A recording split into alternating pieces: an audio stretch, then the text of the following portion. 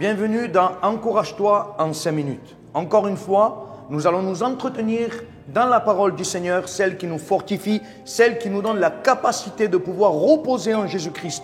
Alléluia. Aujourd'hui, nous allons parler de comment reposer en Christ. Nous sommes bien des fois comme les disciples de Jésus. Rappelez-vous de cette histoire où Pierre et les disciples de Jésus se trouvaient au milieu de la mer, et là une tempête se lève, un vent se lève, et les vagues se lèvent contre la vague. C'était des hommes qui avaient la capacité de pouvoir gérer ces situations.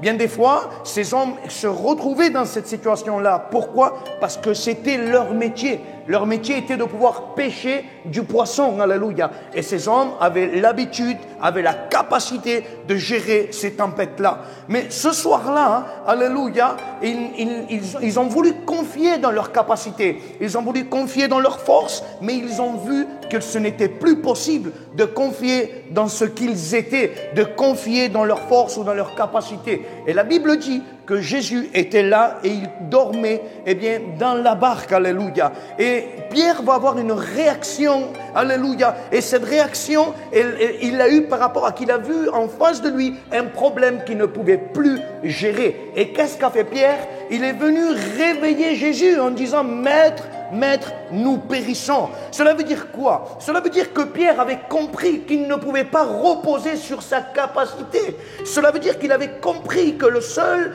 qui avait la possibilité de pouvoir le sortir de cette situation s'appelait Jésus-Christ. Bien des fois, Jésus est dans nos vies, c'est-à-dire que nous sommes chrétiens. Bien des fois, Christ est dans nos cœurs et nous voulons reposer sur nos capacités. Cela veut dire que nous oublions de reposer dans les promesses de Christ. Nous faisons comme Pierre et les disciples de Jésus. Alors nous disons, nous avons la capacité de pouvoir gérer cette situation. Nous avons la capacité de prendre cette charge sur nos épaules. Nous avons la capacité de gérer la difficulté.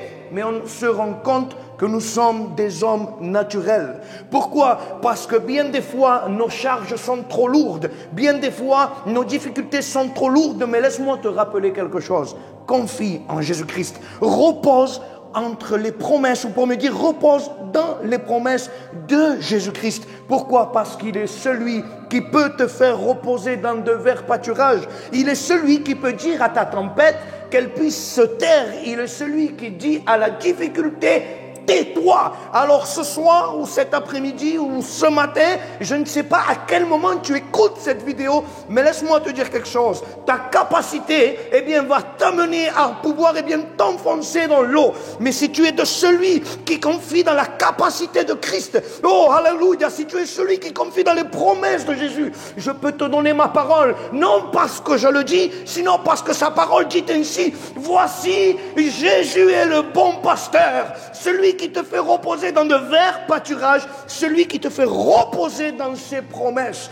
Alors laisse-moi te dire quelque chose, mon ami. Ne sois pas justement comme cet insensé, mais sois comme cet homme sage qui sait reposer dans le roc Jésus-Christ.